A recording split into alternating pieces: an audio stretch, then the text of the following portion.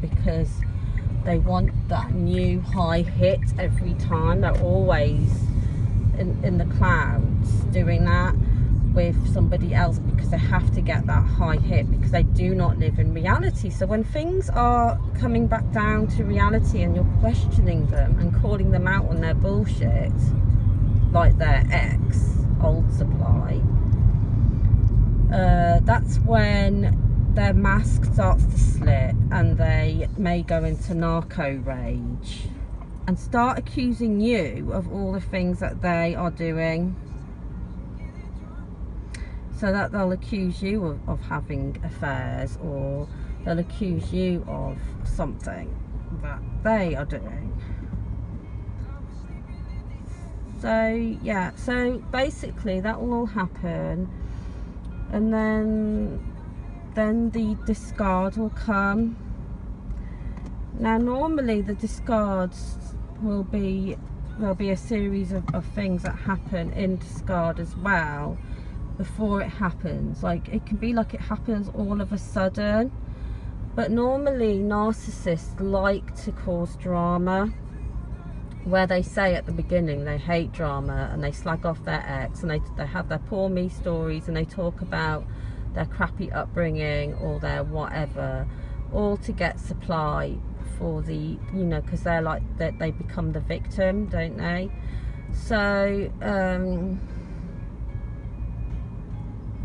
so yeah, so in discard they will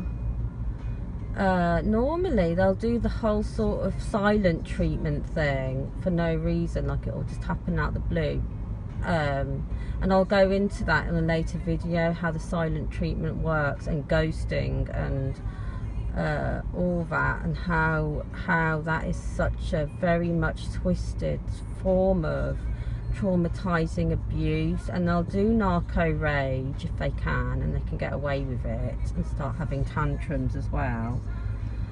But one of the things they do in discard is they tend to do the silent treatment, and they do start ignoring your texts, so that you keep texting them. And again, so in front of their friends when you're not there, it makes you look like the crazy one, because it's not rational to just go from one extreme to the other when they, you know, they were communicating and now they're not. And then they start making up excuses. Like for example, I had an narc of mine who all of a sudden, we were having a jolly good time with each other, planning things, doing things. We were planning like to do this wedding together, so this is why I'm giving the wedding example. And basically his discard to me was via text message, and we were like in this like relationship together, and it kind of went something like, all of a sudden we were planning stuff, but he was kind of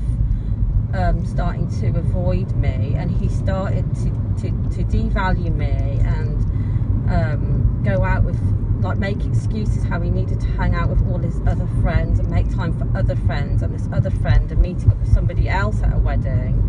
and not inviting me and stuff like that, and devaluing like how I looked or what I could wear or what I couldn't wear.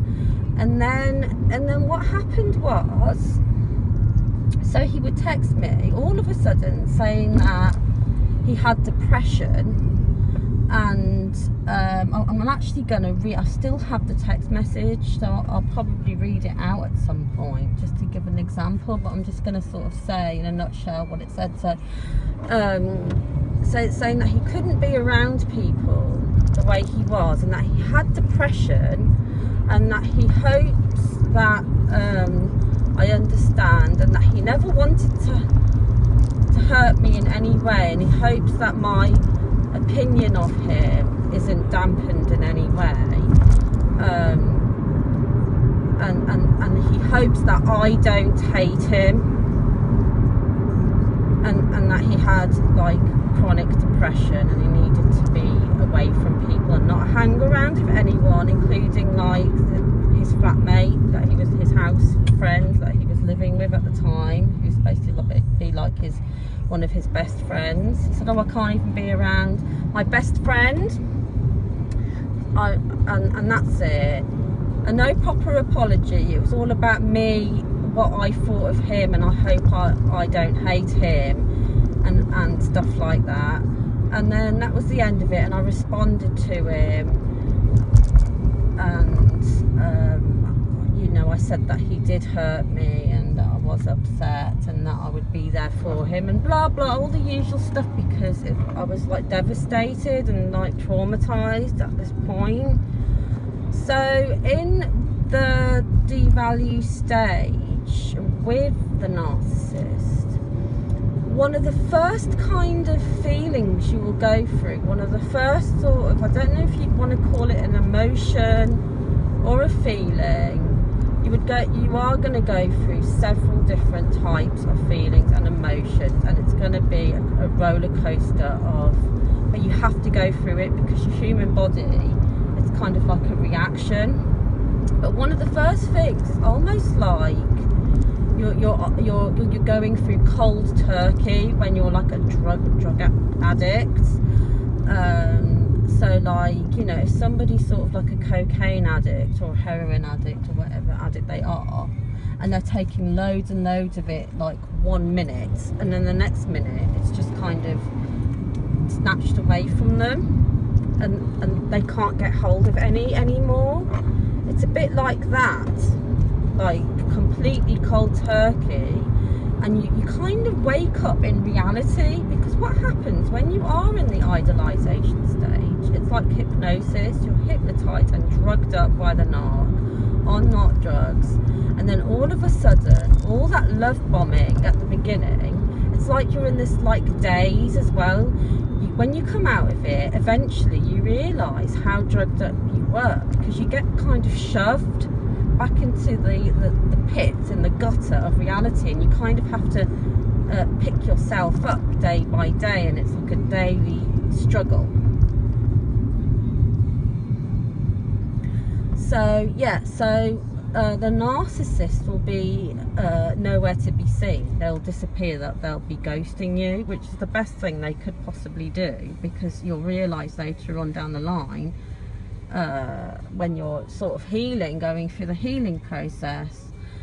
you'll realise that was the best thing, and not to talk to the narc ever again if they try and hoover you back in. So I'm going to have to like break all these subjects up,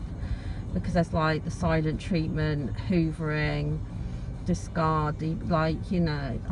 there's just so many like different feelings and emotions. But anyway, so you'll be like going through cold turkey